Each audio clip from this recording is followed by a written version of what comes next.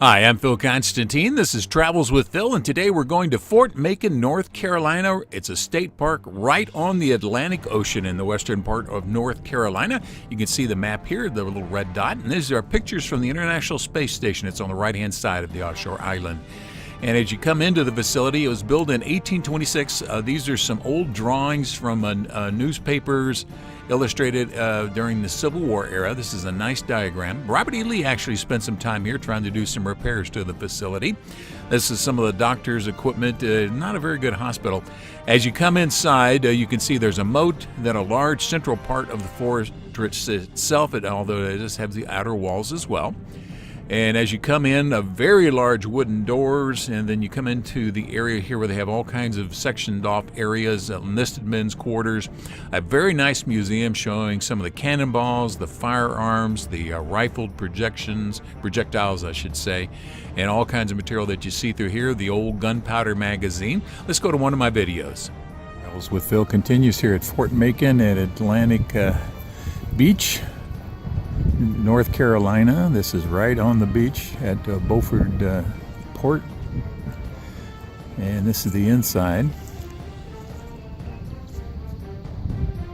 And this was here, Civil War, Spanish-American War. It was pretty much abandoned during World War I. They stationed people here again during World War II, and it's after that and in between it was a park for North Carolina. Look up here on part of the wall. See that hole right there in the very center? That's where some damage done by the Union trying to take this over from the Confederates during the Civil War. So there's all kinds of activity here, and try to get some video over here is one of the magazines underneath the stairs up there. And evidently there was a lot of damage done in there. Travels with Phil continues at Fort Macon in North Carolina.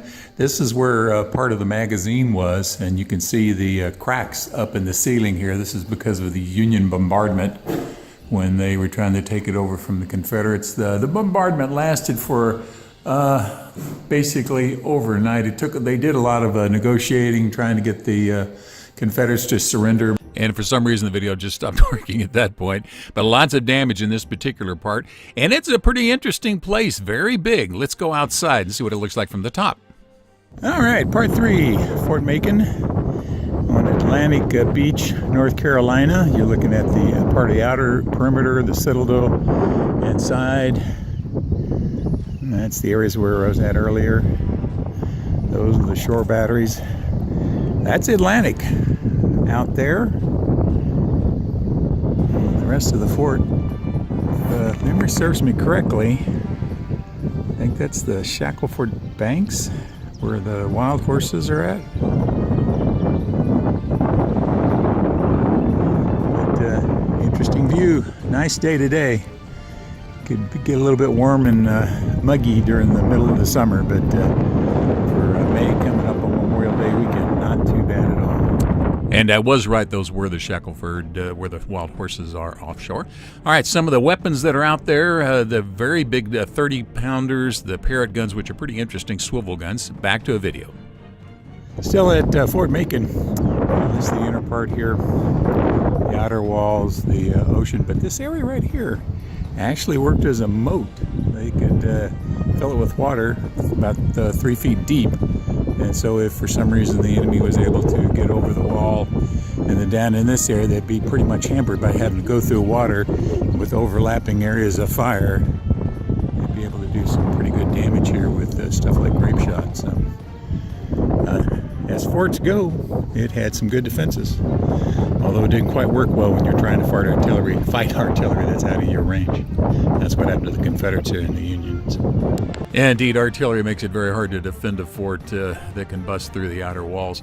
This is in North Carolina, and I just thought I'd close with this beautiful scenery of some wildflowers that I saw on the side of the road as I was leaving. Not too far, but not on the fort area itself, but not too far from there. So a very beautiful spot. Thank you very much for watching this video. Please feel free to leave comments down below as long as the language is family friendly. And if you would like to subscribe to my channel, just click on the button over on the right hand side. Thank you very much.